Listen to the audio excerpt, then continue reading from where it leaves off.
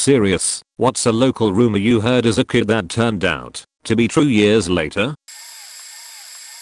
There was a summer camp in East TN my scout troop used to go to that was out of council, so we had to be invited, and there was this hike that was part of the first year's class. Class was pretty much how to not die at summer camp that took you to this beautiful overlook that gave gorgeous views of the valley and the part of the Appalachians we were in.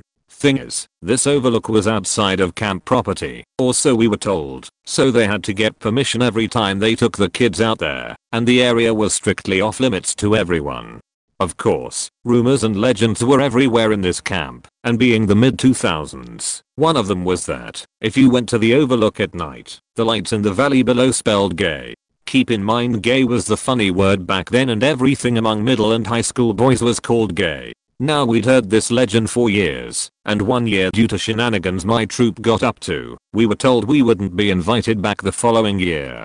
So a couple of my friends got together on the last night of camp and said, you know what, if we don't go tonight we'll never be able to confirm or deny the legend, so let's sneak out and put this thing to rest. So we snuck out after lights out, took the 2 to 3 mile hike out to the overlook, and I swear, right hand to God, the lights below actually spelled out, in messy but clearly legible letters, capital GAY. We all kinda just stood there for a few minutes in stunned silence, because absolutely none of us expected it to be even partially true. And I'm sure no one believed us when we told them, and thought we were perpetuating a lie, but I swear it actually said that. The kids would tell stories, and one that reoccurred was about the girl that killed her parents with scissors. In a town of 300 in an isolated area, nothing ever happened, so even as a kid it was easy to dismiss. My senior year my class found out that our teacher told us all the details. He was the only person in the county with a color camera, so he was drafted as the official photographer.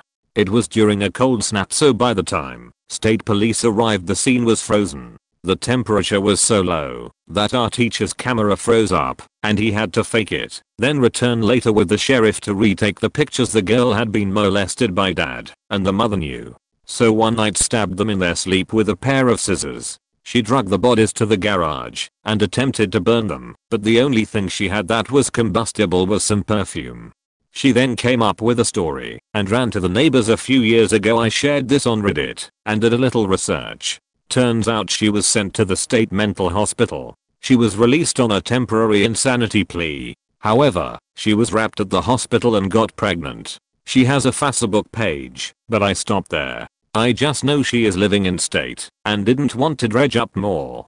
When I posted on Reddit, before I shared an article that had her name and that became searchable, she had a sister who was away in college. The sister had a daughter who contacted me. The sisters never talked again, but the niece was raised on a different story. She grew up hearing that her aunt was a heroin addict. No hard drugs were possible in our community then. She was told her sister just snapped, and the parents were saints who took care of their problem child. That there was an unmarked graveyard in a field across the road, rural Canada. The oldest guy in the area talked about there being one somewhere in the area, but he wasn't sure where. Maybe 10 years ago, an older gentleman, maybe 70s, came over to our house when I was home from college and asked who owned the property across the road. He said his family lived in the area over 100 years ago and he was looking for the family burial plot. He asked for permission to search and spent some time with dowsing rods in the field, maybe 75 acres total, but he was focused closer to the road. He marked over 15 spots that he said were places where bodies were buried underground. That he could tell by the way the rods moved, if it was male, female or a child. He even showed us how the rods would be still, but when you walked over the spots he marked, they would cross or move away from each other. He came back the next year and spent some money getting a big stone and a nice custom plaque made to mark this spot. He probably spent $1,000 or a bit more on that, including renting a backhoe and operator. Then we never saw him again. We used to play hide and go seek at night, but we'd never go to that area where he placed the markings because it felt eerie and sometimes would be foggier. After he showed us the dowsing that one day, I told my younger cousin to lay on the ground so I could try it on him. walked over him with the dowsing rods and nothing happened. So I said, well, I guess you ain't got no soul, and walked back to the house.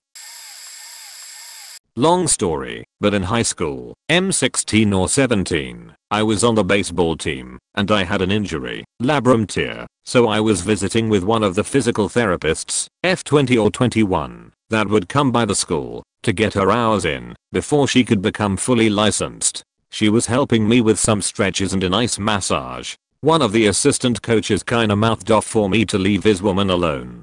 She laughed uncomfortably, and played it off. He started saying more and more bullshit about how good she looked, and if he could be next with her special massage. I started to leave to go get the head coach, had no clue where he was, and would have had to look for him, and she told me to stay, and that I wasn't finished with the therapy. She kept running the TENS unit over and over, and massaging my shoulder, so I couldn't leave. Finally, the assistant coach left when his wife showed up, and the therapist apologized for running me through so much PT, but that he had touched her inappropriately several times, and threatened to make a woman out of her. I told her I would go tell the head coach and the AD, and have him removed. I did that, and both believed me, and said they would handle it. A few days later, the assistant was fired, and I thought that it was because I reported him. There was a rumor he was arrested for having a bunch of drugs in his car to sell. Saw her several years later, after having shoulder surgery, and she remembered me.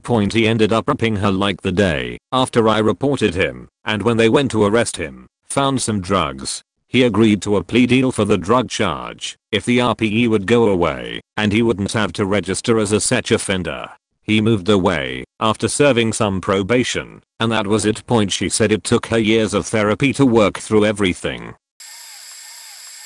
Rumor was there was a man in a little city about an hour away, with no arms and this big scar down his face. Rumor was that they were bitten off by a tiger at the zoo. Every so often one of the kids in school would claim they saw him while on a trip to the city. The chance of spotting this guy was my #1 priority when visiting the city, but it never came to pass. Years later, I was working in the little city and struck up a conversation with a co-worker.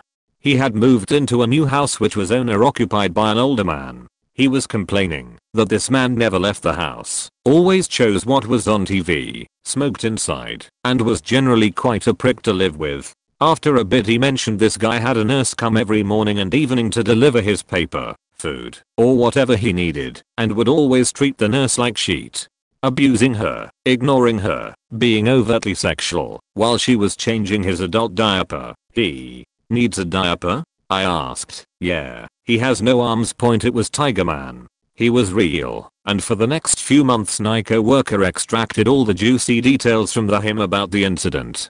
My memory's a little foggy, but it went something like this. Tiger Man went to the zoo, already drunk or got drunk there, hopped the little fence, and went right up to the big fence. Put a hand through, to entice the tiger over, which the tiger surely did. Either grabbed by a claw or mouth, he reached through with the other hand, to try to beat the tiger off, and well, the tiger grabbed the other arm too.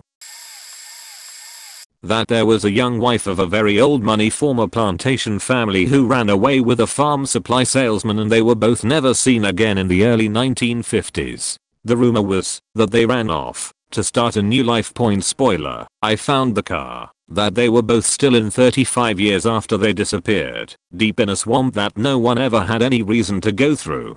Just because my friend and I got bored one day and decided to walk a straight line to the road that encircled a half of town, just to see if we could do it. Here's a story. Small southern US town. My family moved there in 1978, and our neighborhood was at one time part of land owned by a plantation/farm family dating back to the 1830s. In the early 1970s it was sold to a developer who built a community with 300 houses over 130 acres.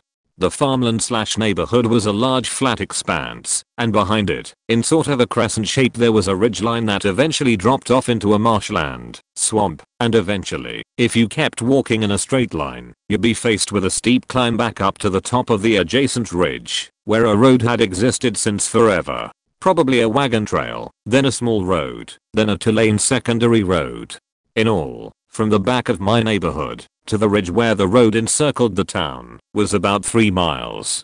to drive to the other side, along a long curving road that ran on a ridgeline. Took about 20 minutes. When I was 15, bored, and looking for something to do on a summer day, my friend and I happened to be looking at a map of the city. Hey, look, it's only like 3 miles to such and such road if we walk in a straight line.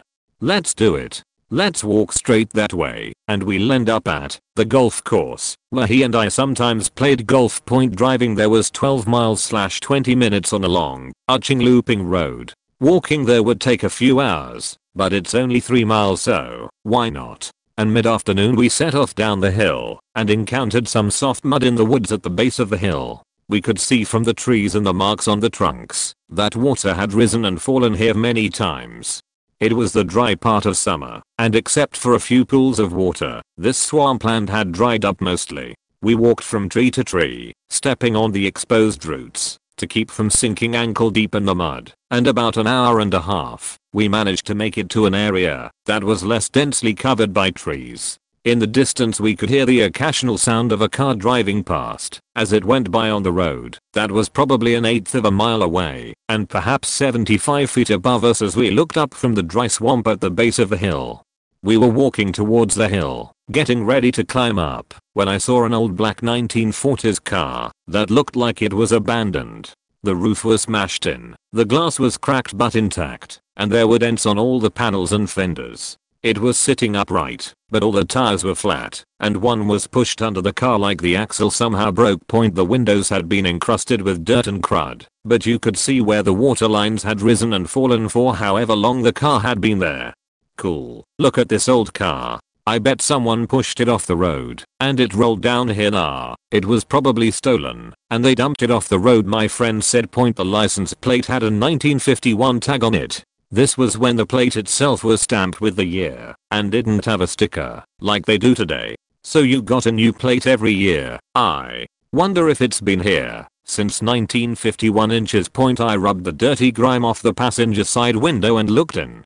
It looked like an old car interior. Nothing special. My friend opened the back door, which was the only door that opened. There were 4 boxes in the back, on the floor, and on the seat against the other door. Each of them had a dirty fabric bow on them that had deteriorated and aged to look little more than a distorted square / crumpled shape. You could tell that the car had been underwater and dry at various times, but now in the middle of a drought, the water had retreated and it was once again dry. I stuck my head in and tried to look inside. The windows were so dirty and dark that it wasn't easy to make out what was in the car. On the back seat floor was a men's raincoat, and laying sideways on the front bench seat was a skeleton and skull. I was perhaps about a foot from it as I peered inside. On the floor of the passenger's side was a crumpled bunch of bones, and what looked like threadbare clothes of some kind. We looked at each other and said these are dead people, and closed the door. We scrambled up the hill, and after a moment or two, we saw a few cars coming our way. We waved frantically, and 2 of them stopped. We just found an old car down there, with 2 dead people in it. They were skeletons. Like really old from the 50s. Of course this was the mid-80s. We didn't have cell phones. One of the drivers of the cars told us to wait there, and he drove off to find a phone. About 15 minutes later we heard all sorts of sirens coming. Police, fire / paramedics, and an ambulance. We told them what we saw and said it looked like they had been there for at least 20 or 30 years. Several people made their way down and opened the car. The police drove us home and told our parents what happened. A few days later, a police detective called my house and asked if he could come out to tell us what we knew. So, I called my friend, and his parents came with him to listen to the police. It turned out that in December 1950, after leaving her wealthy, yet abusive husband, the young married woman left with her boyfriend, a farm supplies / fertilizer salesman with whom she had been having a relationship. They were driving to Atlanta to visit his family for Christmas when it was raining very hard, and the police speculate that the car went down the embankment, flipped and rolled over a few times, which probably knocked them both unconscious, and landed in a deep swamp / lake where they both perished. Why it was never discovered before then. Since the land was pretty much swampland, not even suited for hunting, because it was so wet most of the time. It was left to just exist as a swamp deep in the woods.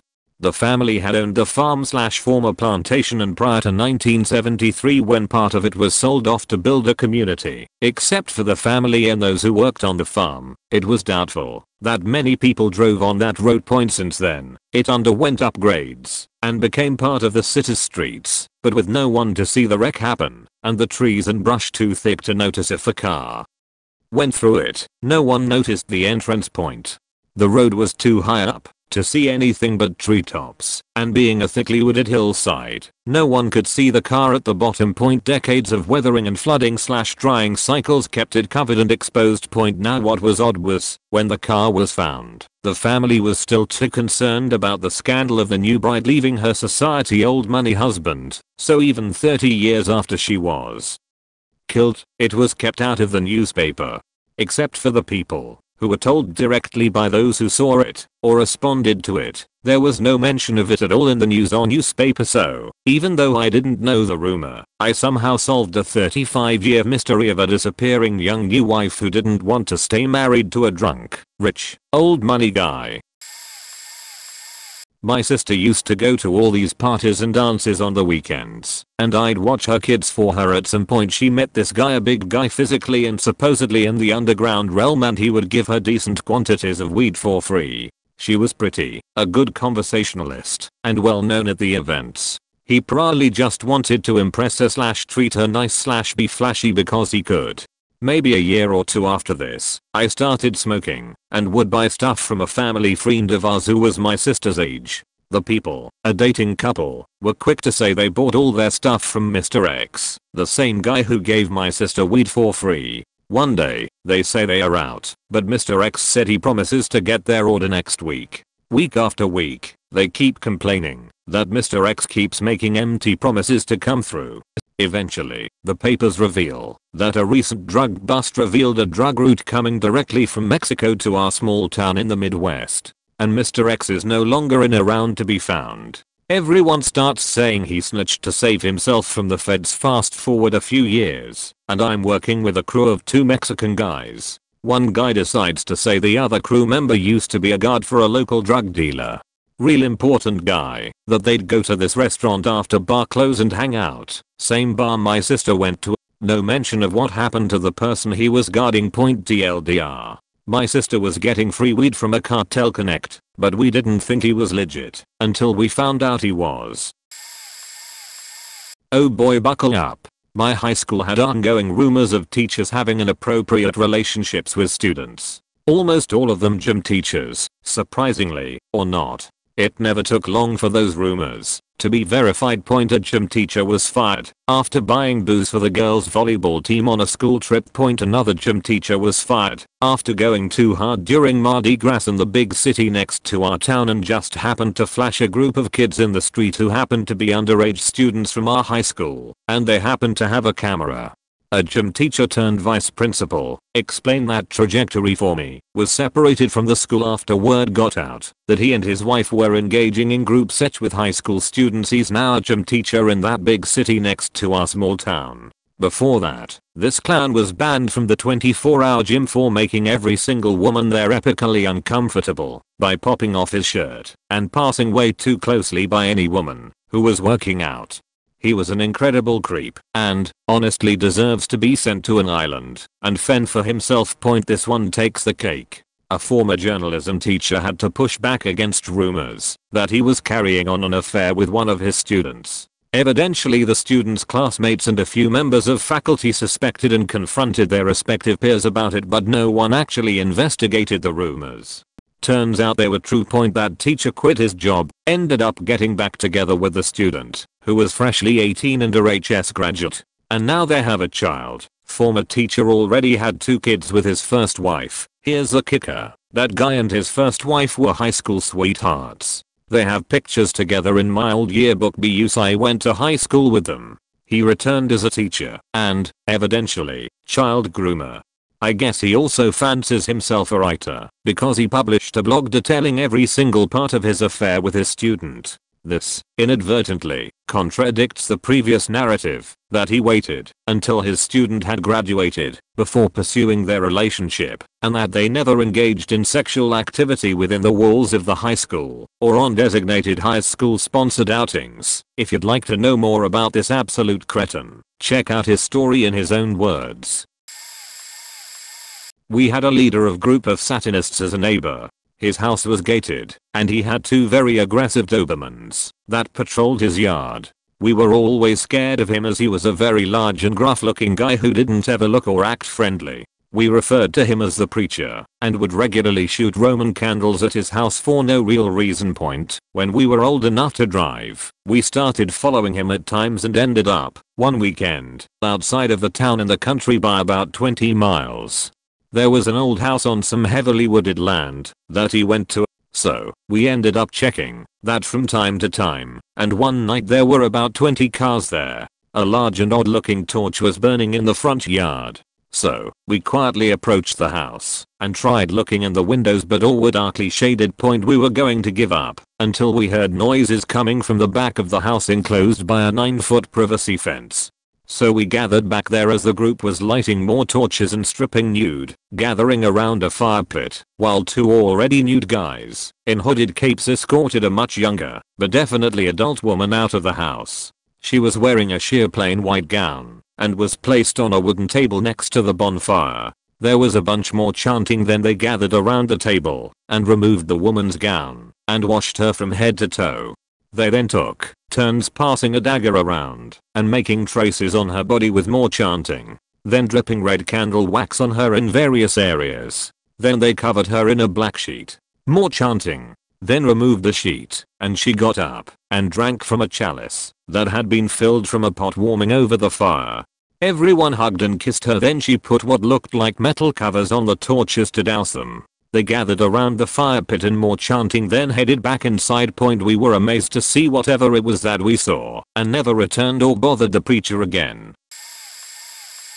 I will keep this as ambiguous as possible for both their safety as well as not doxing myself, but basically there is a popular non-alcoholic drink that's been around for a while now. When I was a kid, all the kids would say that the inventor of that drink lived in our town. I always brushed it away in the same way I brushed away the idea that Will Smith had a vacation home in the area. He did not.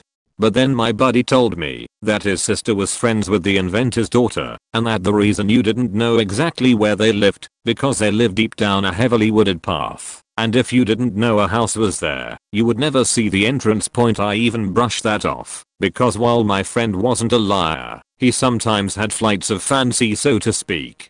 About 15 to 20 years later, I was working a job alongside someone who had gone to my school a few years before me, and somehow the subject of rumors in the town came up, and I mentioned the alleged inventor. She told me that it's true, that she was also friends with the daughter, and describes the house being back in the woods just like my friend did. Furthermore, she told me that you could recognize one of their cars because all their license plates had some portion of the name of the popular beverage on the plate.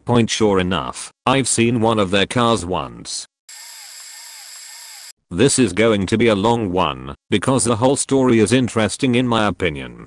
Basically we all assumed this dude would end up in jail, and he in fact did. So there was a very odd off senior my freshman year of high school who was very into the freshman girls. He always dressed like a mega hick. I would later find out from his stepsister that they didn't live on, near, or visit farms ever.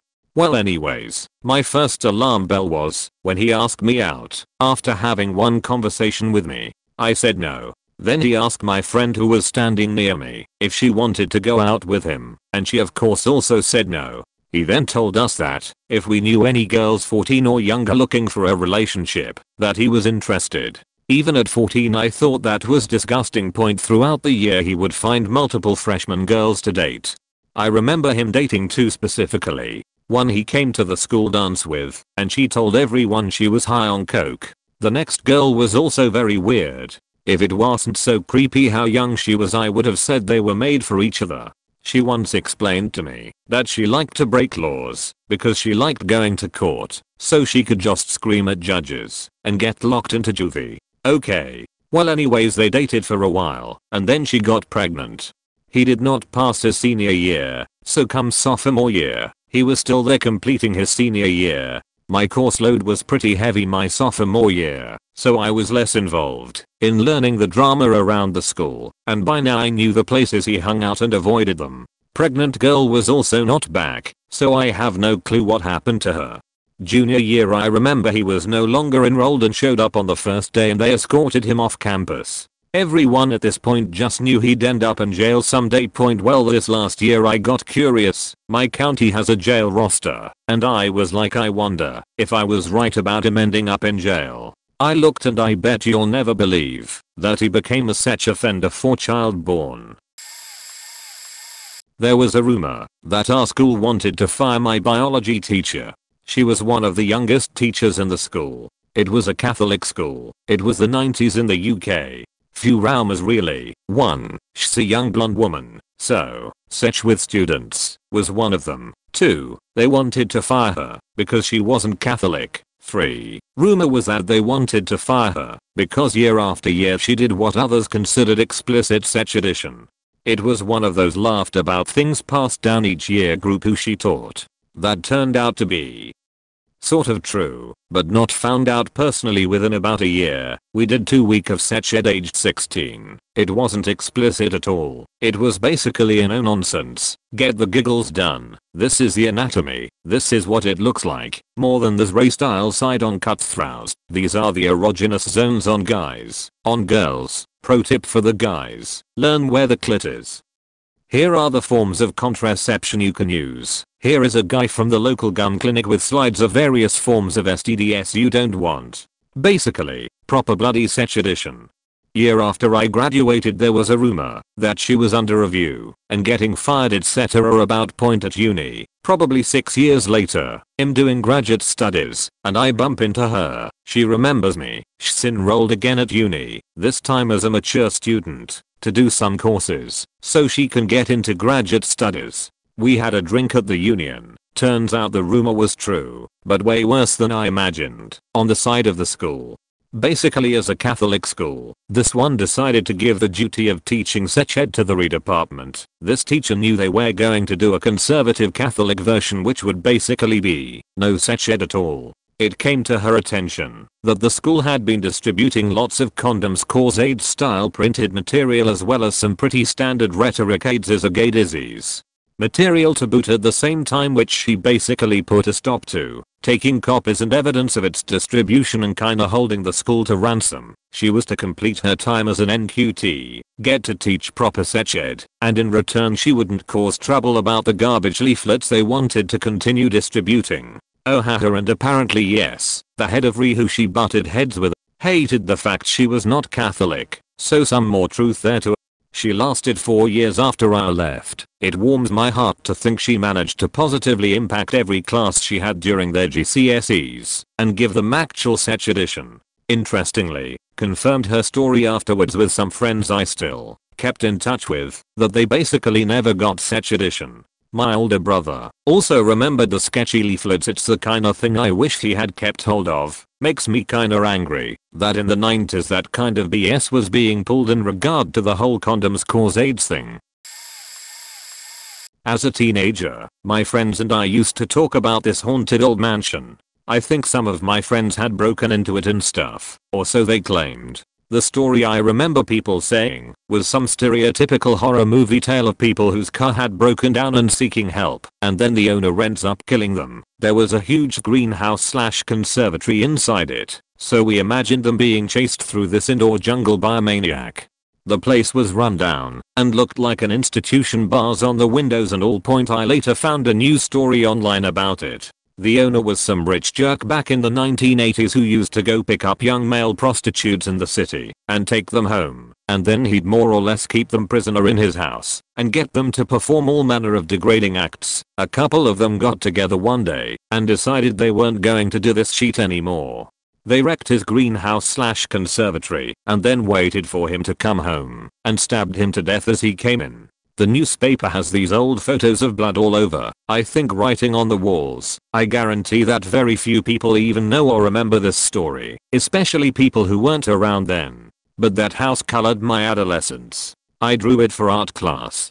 The family had a hard time dealing with the house, hence it being run down, I guess. They had people live in it rent-free, just to maintain it and stuff. It was hard to sell given that it was a hideous place and had had a murder. Eventually, it got torn down and turned into condos, and I'm sure those condos are faking haunted, lol.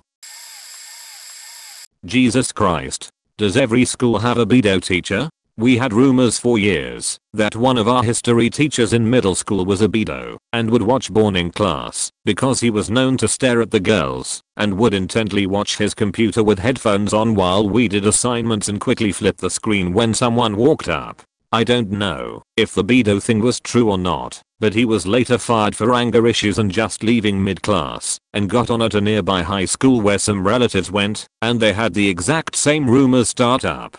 I'd look him up if I remembered his name. Then our P&A teacher in high school had similar accusations against him. I never really paid attention to them because he seemed a decent N-Ort teacher and gave me the computer lab key during study hall, but then his house got raided and it turned out he actually had a hell of a collection. Initial charges were possession and dissemination of child pornography. They were eventually dropped to possession of pornography without consent. Bonus, there's an unassuming old house about a mile down the road from my grandmother's in the middle of nowhere. We were always as kids told that there was a mummy in the basement and it'd come and get us if we were bad. Usual boogeyman make kids behave stuff. One day in high school it somehow came up while talking with my grandma. She confirmed there was in fact a mummy found in the house back in the 80s. Dude had been dead 8 years and the wife and kids were part of some sort of cult. They claimed he was still alive, if seriously ill, and continued dressing and changing the bed for him. Somehow maintained the illusion to everyone else as well, until a relative helped the police bust in for a wellness check. There are even a handful of newspaper articles online about it. John Wayne Gacy lived in the area at one time and helped build some of the local parks, pools, and other civic buildings. The local college activities just assumed you were a student if you showed up and were not an adult and would let you in. The local strip clubs not only had an amateur night, they did not check IDs of the dancers or patrons closely. Certain establishments were more willing to sell alcohol to minors than others. You could sneak into the storm sewer in one location, up the tubes, and out at a different part of town. The roof access door of the high school is never locked from the outside, and the bike racks made a perfect ladder to the roof if you wanted to get inside for some reason. One of the high school teachers posed for Playboy in her youth. We found that one out when she married the father of a football player, and he found a signed copy of the magazine and the outfits she wore in it, and brought the magazine to practice. The football coaches were mostly police officers and would lose/delay paperwork for players if they got arrested during the season. One of them ended up fired for it. One of the star football players was rumored to be abusing his foster siblings. He spent time in prison for it. This is related to the previous rumor. There were rumors that certain people were gay. Many were. No big deal now.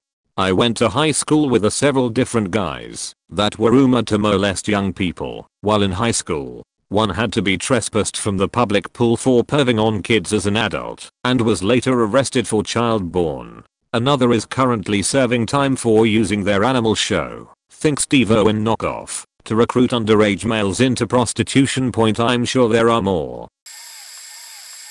In high school, that one of our teachers was dating a student. Then another rumor started 2 years later that he was dating another student. About 10 years later, it comes out that he's dated at least 4 students. They all had a similar story. Sometime in their junior year he would give them more attention, eventually leading up to giving them gifts for Christmas or their birthday, then exchanging numbers.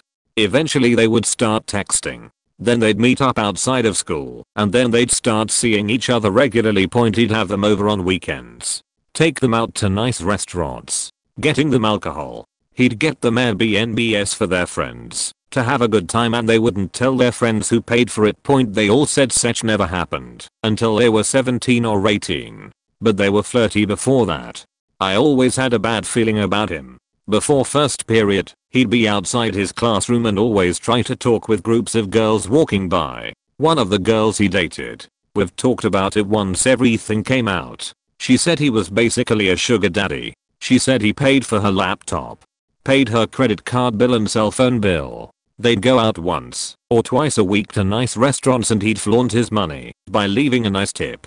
She wasn't big into alcohol, but he offered it a lot when they first started seeing each other. And he'd slowly make his moves to get closer with her. They didn't text or meet outside of school until a year after he started giving her extra attention in school. I was a teacher at a rural district for a number of years. While I had a good rapport with the students and community, I was always seen as something of an outsider, as I wasn't native to the area. The town had a very strange culture as it pertained to teenage drinking and other activities. I kept hearing vague rumors about a middle school teacher having a relationship with a high school student, and that it was a relationship that continued through her high school years. As a professional, I did my best to ignore rumors like this because they seemed to be the norm in a small town prone to gossip. A few strange details stuck with me. Her parents knew all about it. Her dad was actually a member of the school board. The teacher was one of the native good old boys that was something of a pillar to the community. They were engaged to be married within months of her graduation. It was something that the whole town seemed to know about, but no one seemed to be willing to denounce it. Years after the fact, some of my colleagues from that district started sharing stories with me. Stories about her younger brother, my student at one time, would walk in on them having sex while she was in high school. And even more disturbing, that the relationship began when she was in middle school and a student of his. Needless to say, I was shocked. What seemed to shock me the most was how a good old boy was allowed to walk between the raindrops while the community looked the other way. Weird. In high school in the late 90s, one of the guys in my friend group was a little odd. He was fine, but everyone knew him as kind of a weird dude. He didn't date anyone and didn't show any interest in dating at all. We all graduated and went our separate ways. I knew he had stayed back in our hometown and had a kid, but I didn't really know much else about him. Fast forward to 2014. One of our friends dies and his mom invites everyone to his funeral. I get a message from a girl that was in our group, but I had never been close to her. She says she's going with this weird guy to the funeral and asked what my plans were afterward. I told her what I was doing and invited them both. We start chatting and I find out they're super close because she had ended up in a marriage that trapped her in a Middle Eastern country against her will, and this weird dude helped her out of that situation. Cool. Sounds like he's doing well. At the funeral, he's acting super shady and nervous. Everyone else is catching up and mourning our lost friend. We all decide to hit up a local bar that evening and reminisce about the old days. They show up together and he's acting even shadier, like wandering outside to check his phone every 10 minutes and refusing to answer any questions about his life since high school. He left super early and I had to give her a ride home. She thought they had something romantic brewing and had assumed they would spend the night together. About 3 months later, his house gets raided. This student and his dad were arrested for running a CP ring. He was accused of harming his own child and being a party to the production of CP for a few years. He's been in prison for a while, and I'm pretty sure he'll die there. In my middle school years, there was a rumor going around that the gym teacher, also football coach, was rapping girls in the boys' locker room. He was really cool with all the students and was the kind of person that you wouldn't even ever suspect to do such an act. There was literally nothing this man was doing that seemed wrong. I'm not sure why the school staff never did an investigation, even when they were aware of the rumor. The way the locker room was set up was almost like a dungeon. It was in the back of the school next to a forest. Inside, it had a long corridor before you reached the lockers and had only one light. His office was also in the locker room, so he was always in there. In the very back was a separate shower room that was never used. During my high school, 3 years later, he appeared on the news and was charged for rapping multiple students. Apparently he forgot to lock the door and some students walked in on the act. He took all of his recordings and threw them in a forest and ran from the police, but was eventually arrested with tons of evidence. A victim I knew of spoke out about it during the court hearing. They were so afraid at the time because they said he would kill them if they told someone. I was in disbelief. I was on the football team. He was one of my favorites teachers and have him on my Sparks Live friend list. He's still on my Xbox friend list to this day and has been offline for a couple thousand days. So I was in middle school when I first was told a rumor about a serial killer that lived outside of my hometown in the woods that would brutally torture, kill, and dismember people, then feed them to their pigs. But since I've always been really into horror, I had seen the idea of feeding people to pigs mentioned in things to inspire horror writers. I also figured that, since not a lot of people around me were in horror communities online, they hadn't ever heard the concept before, and perpetuated the rumor for shock factor. I'm sure to a degree that's true, but apparently there was a woman who lived outside of a nearby town actually did kill 2 men, and fed them to her pigs. I personally don't remember ever seeing any news coverage on it when she was initially caught, only when she went on trial about a year later. She had hired the guys to do stuff for her on her property, killed them, cut them up, fed them to her pigs, and then stole their identities. It was originally the identity theft she was caught for, but they found partial human remains of both of them on her property. A friend I made my junior year of high school lived really close to her property, and his family knew her. She had a business where she made wrought iron fences and gates, and she made the fence around the patio of his family's restaurant. Also, I just want to say that there might be some details I got wrong, but it's hard to get reliable or even consistent news sources of things that happen in the area. My hometown has never been known for anything reliable though, so I can't say I'm surprised. 8th grade science teacher. But every student knew it was true, just a rumor to faculty and parents. Every student said how creepy he was, but the other teachers and parents assumed we were overreacting because we lived in such a low crime area. Most BS response I have ever heard. In my class, he specifically targeted me. We had those long lab tables like most science classes have.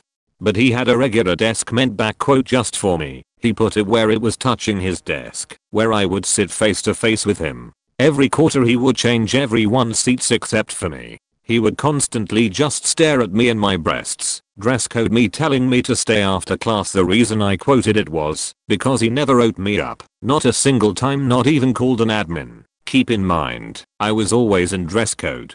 One day he was switching everyone's seats, and I asked if I could be moved if everyone else was. He said, "No, your mom wants you to be sitting by me, so I can help you extra." I did have a 504 plan, but I have never once had to sit by a teacher, nor did my mom ever request such a thing. All I had was extra time. Well, the last week of school came around. He sent us off to do our assignments. He didn't realize the projector was still showing his computer screen, and every student in that class, including me, saw CP. I'm 21 now and recently thought about the whole sitting by him situation and brought it up with my mom. My mom said she never said that and was in complete shock when I told her I was forced to sit face to face with him for an entire school year. Update on him: the school kept him an extra year. He was moved to a portable and set his portable on fire. Lord knows where he is now. Sad to say that so many of these are teacher dated / molested / abused student related, and the one that comes to mind for me is no different. Girl I went to high school with was on one of the volleyball teams. The school had 3 freshman, junior and varsity squads. He coached all 3. Girl jumped from freshman to junior squads in the middle of the year. That's when the rumors started flying. They persisted throughout the years, especially whenever a guy would ask her out, and she'd turn them down, saying she had a boyfriend, but the only guy she ever seemed to be around was this coach. The start of senior year, she was enrolled for classes, but didn't show up. After a couple of weeks her name stopped being called for roll altogether. Shortly after Labor Day, the volleyball coach disappeared. Other people in the PE staff stepped up to keep the teams eligible for play, but nobody knew what was going on. Although everyone had their presumptions, she showed up halfway through the year, after the Thanksgiving break, started going to classes like nothing happened, didn't talk to anyone, kept to herself, stayed mostly the same way after the winter holiday was over. Near spring break, she started to be a bit more social, and I decided to ask her about what happened. I don't know who all she told, but she knew I'd keep quiet if she asked me to, so she told me. The volleyball coach convinced her to have sex with him, and when she did, she was moved up to the junior team. They were in a relationship aka he groomed her to be okay with this, from then on, until the end of her 11th grade/junior year. She got pregnant, and he wanted her to have an abortion. When he found out, tried to coerce her into it, and when she refused, he beat her. She lost the kid and a lot of really traumatic shit happened, with her parents eventually finding out, and the district getting involved. He left the state, and as far as I know, is teaching in West Virginia. I, 16F, had a friend in high school I'll call Finn, 16 meters. Finn and I were pretty decent friends. We even had a little thing going on for a little while. After a few months of knowing him, a rumor started floating around about him sending unsolicited dick pics to some of the girls at school. This was further pushed because one of the girls had sent his alleged dick pic around the school saying it was his.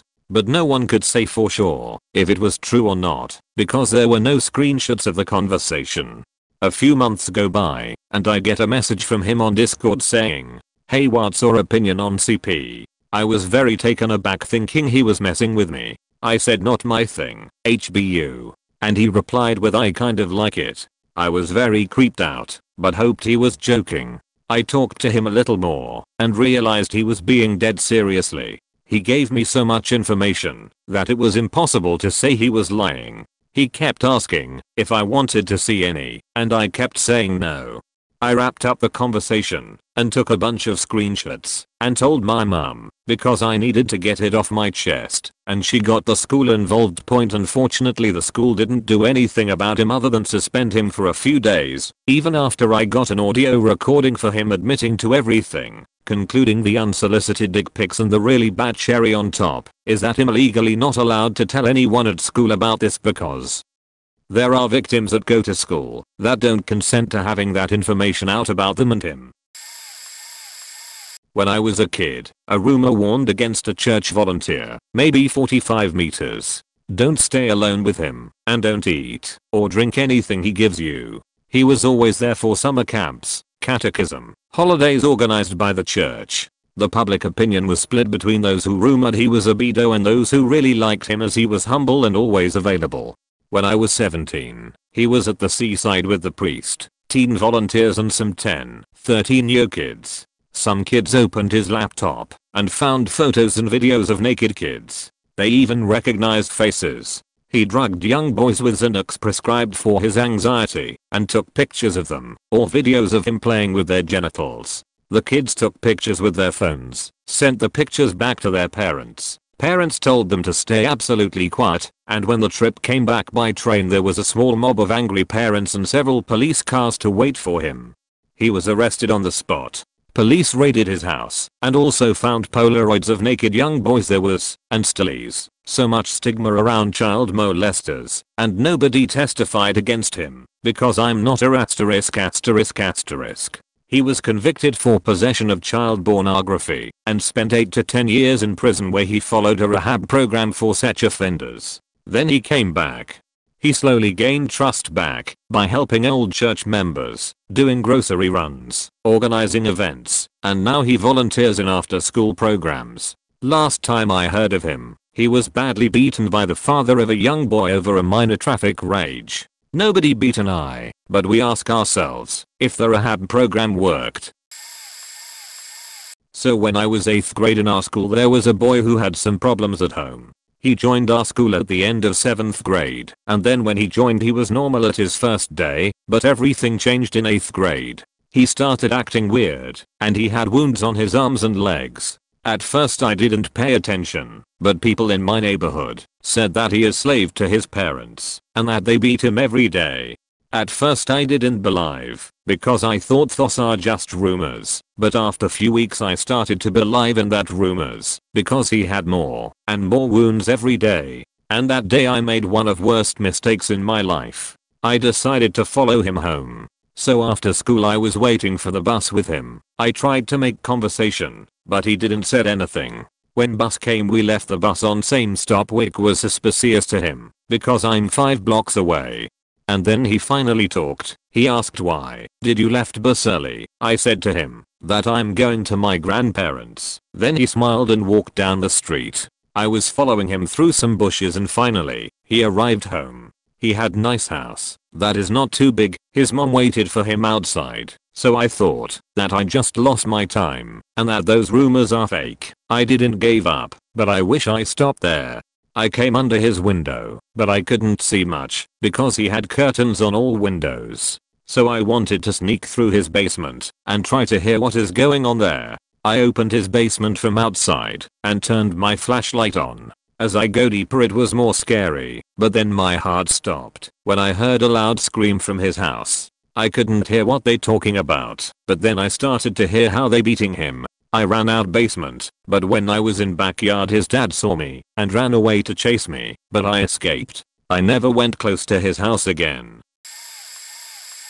We had a retired police resource officer at our school, and there at one point my junior or senior year, there were rumors the guy was a creep and was a nudist. Objectively, he was not a good looking guy either. About 6 years later, news broke that he was busted for banging a 16F at the time student. Apparently he was also a friend of the girl's family. Needless to say, he did not get away with it once word got out.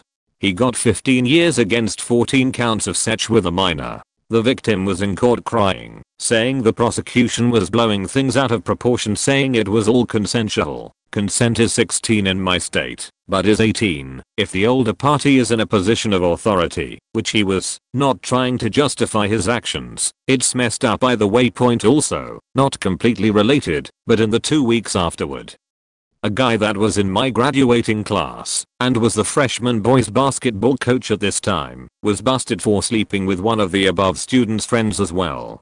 He was on a tether for a year or so after serving a few months according to my parents' neighbor's kid in the girls' grade. The 2 girls and a couple other friends were attempting to target older guys and staff to entrap, blackmail and get them into trouble. Funnily enough, about 3 years later, a buddy and I were out to a bar known for their eats, drinks, scenic views, and the girl that slept with the ex-cop was our waitress. After it came up that we all went to the same school years earlier than her, she more or less confirmed it was her, and her demeanor changed and kept bringing up the ex-cop. It was strange, almost like she was proud of it all. Not that we were judging, we were just trying to have a couple drinks and watch a game. When I was in grade 7, our school had a new teacher, Mr. W. I wasn't in his class, but my friend was. I had Miss C. Since they were both early 30s and apparently single, we quickly decided they had to be dating, and by the end of the year were even joking about it front of him. Not her, she wasn't quite as fun. There was one other grade 7 teacher, Mrs. W, about 20 years older than the other 2, whom we asked for confirmation, but she just rolled her eyes and said probably.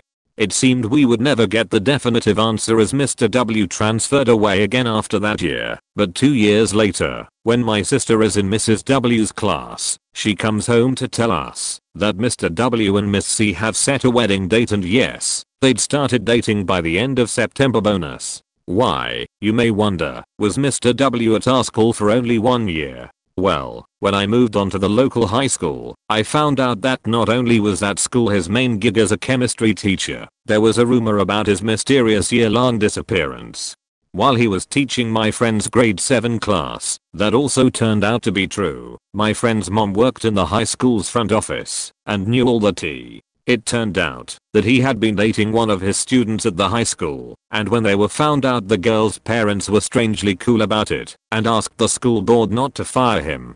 Instead, the board decided to keep him somewhere else until she graduated, that somewhere else being my K-8 elementary school. School board was taking a big gamble with the potential such offender. No idea how Mr. W broke any of this Miss C, now Mrs. Mr. W, or how she took it. They had at least 2 kids, but sadly that's where my knowledge of the saga ends. There was a rumor that the assistant principal at our religious high school, who was basically our principal more than the actual principal, was fired from his last school for inappropriate relationships with male students. Rumor had it that he worked at an all-boys school in California that got shut down after a ton of abuse allegations, and then our school hired him. Most students, myself included, chalked it up to one of those urban legends, I guess. I mean, a mysterious all-boys school that was no longer around, followed by a school hiring a guy related to an institution with minor abuse allegations who may have participated in said abuse. It seemed far-fetched. What school would hire someone like that? Ours apparently. I was several years past high school and had graduated college when one of the male students who had been a few years under me stepped forward with his story.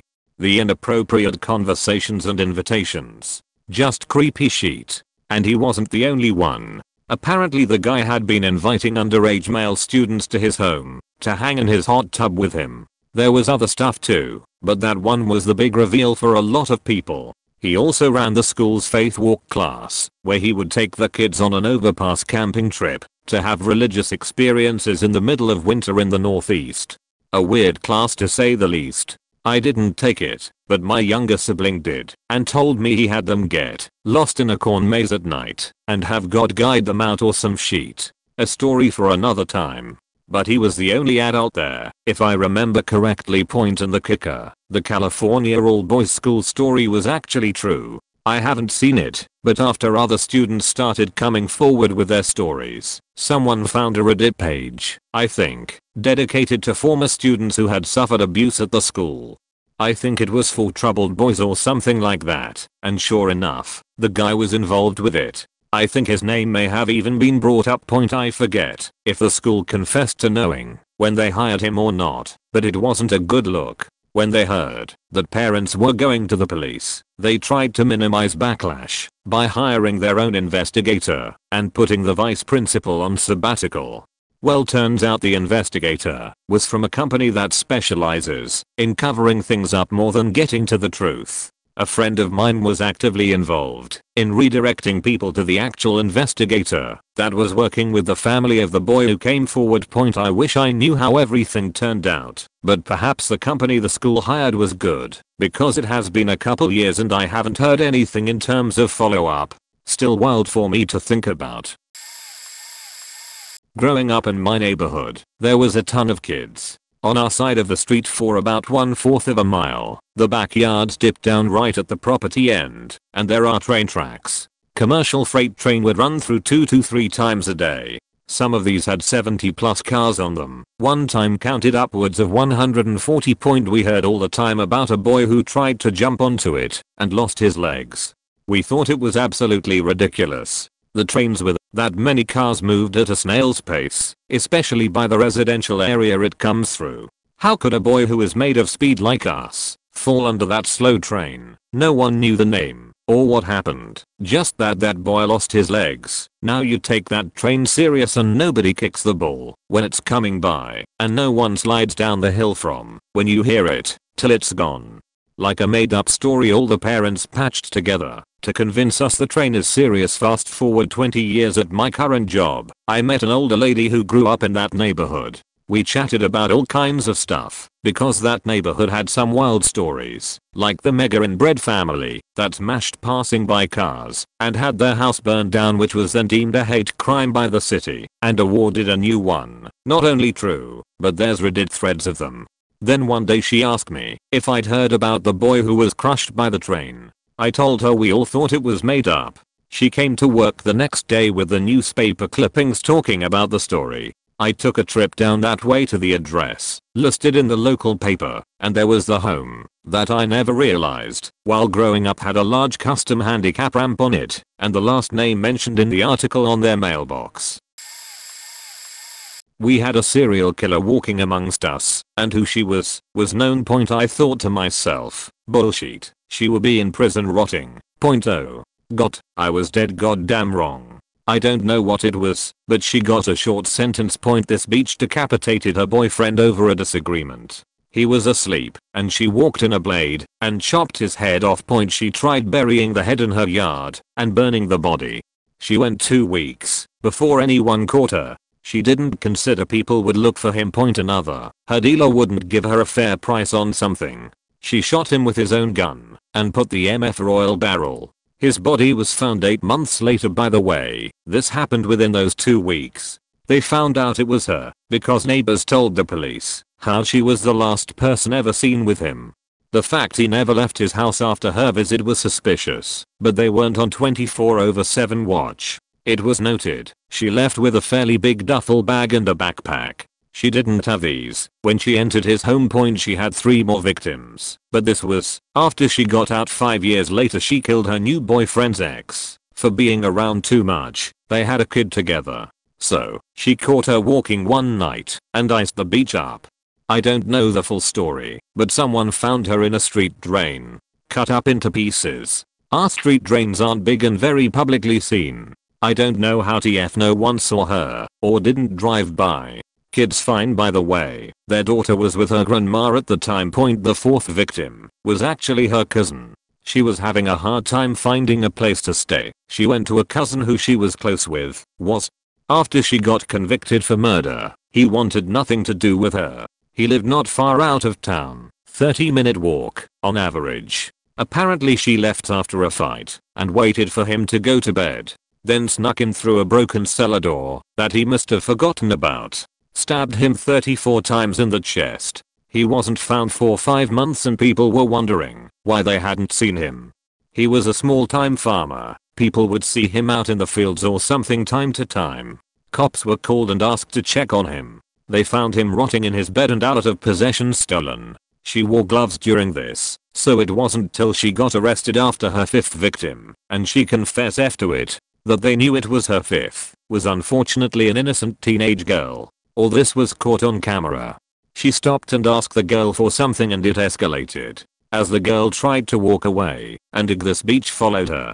The last thing the camera saw was her stab the girl to death, in which after she looked around for potential witnesses and saw the camera, she ran off. She was caught 3 days later, 1 city away. She had no car and basically walked there.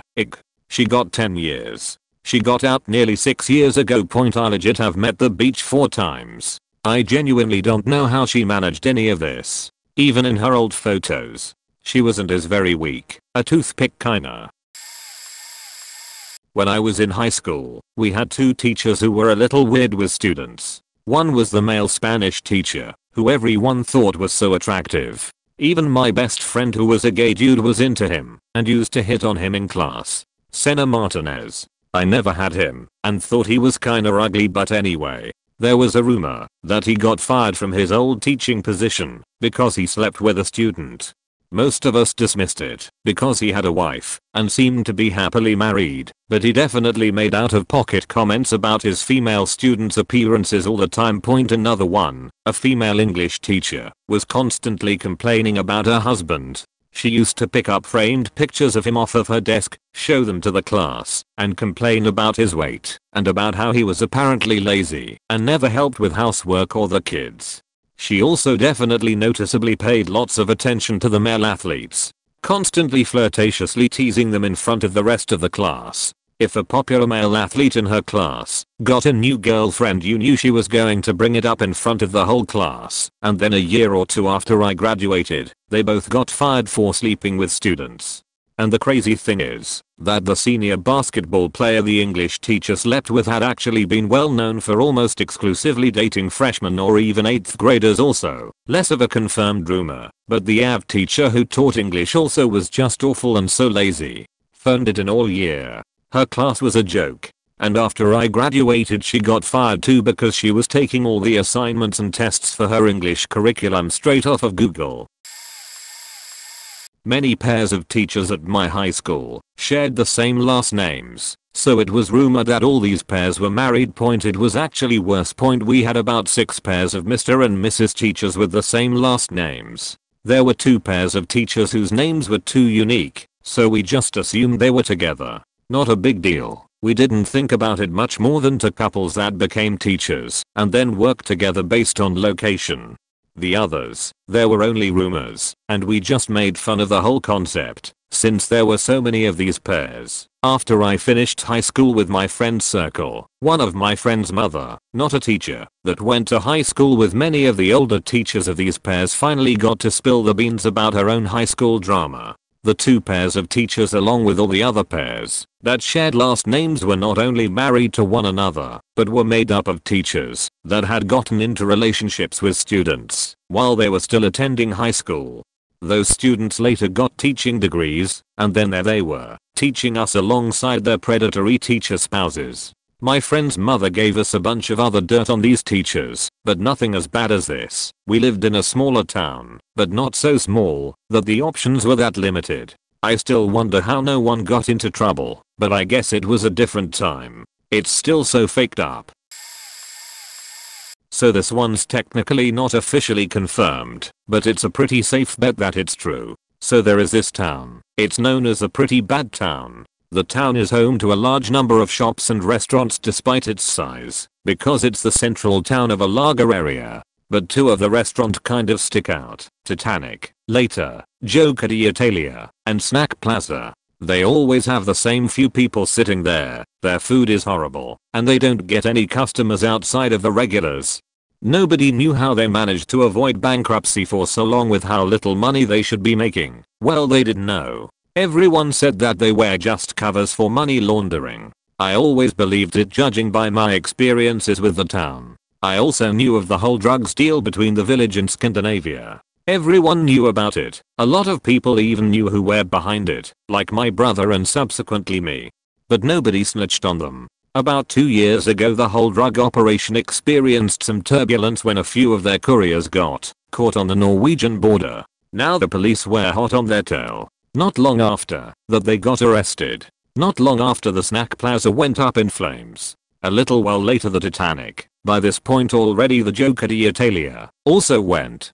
The police never publicly stated that these restaurants were linked to the drug business, but for me that pretty much confirmed my suspicions. It seemed like they quickly tried to remove their tracks. They later got released. Since the Snack Plaza has returned, they now share a building with another snack bar. They have 2 vans driving around town all day with low quality stickers from the restaurant on them. They are really beat up and always carry ridiculous amounts of unfolded boxes. The building they now share is also kind of interesting. It's connected with the town's most notorious murder case, which is still unsolved. So it seems like it still can't escape crime. But as I said, it's never been officially confirmed. It's never been denied either. So if you don't believe it, you can take it with a grain of salt. But I feel pretty confident